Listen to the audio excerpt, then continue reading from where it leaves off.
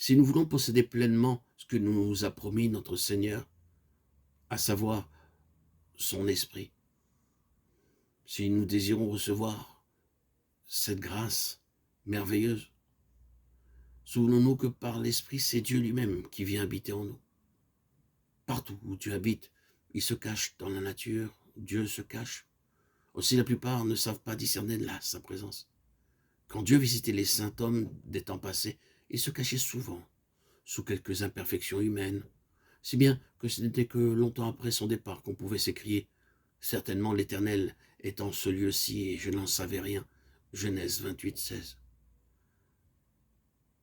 Quand Jésus est venu nous révéler la présence de Dieu, il est monté comme un rejeton qui sort d'une terre sèche. Il n'avait ni beauté, ni éclat. Ésaïe 53, 2. Parfois ses disciples même en étaient péniblement étonnés. Les hommes attendent toujours le royaume de Dieu avec éclat. Ils ne savent pas qu'il s'enveloppe de mystère. Aussi, pour recevoir en nous la puissance de Dieu, commençons par bien comprendre qu'elle ne peut habiter que chez ceux qui ont renoncé à eux-mêmes. Les croyants qui s'occupent de la promesse du Saint-Esprit cherchent généralement à se représenter d'avance comment ils pourront reconnaître son action et sentir son influence, comment leur volonté pourra saisir son œuvre de sanctification.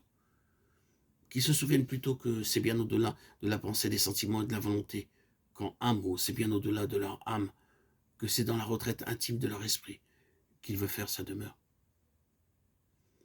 C'est donc avant tout par la foi qu'il faut saisir la présence du Saint-Esprit.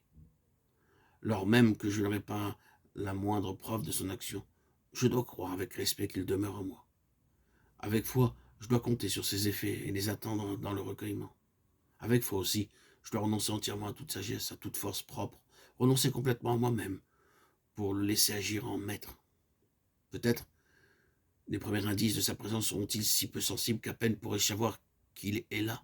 Peut-être ne parlera-t-il d'abord que par la voix de ma conscience, ou en me rappelant quelques vérités bibliques. N'importe.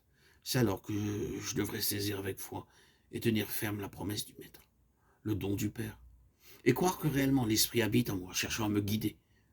Avec foi, je devrais placer alors tout mon être sous son contrôle, prêter l'attention, l'oreille à tout ce qui me paraît être sa voix, être attentif, discerner dans mes rencontres les messages qui me sont envoyés.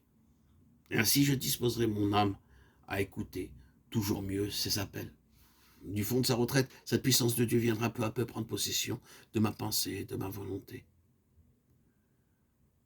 Puis finira par remplir mon cœur aussi.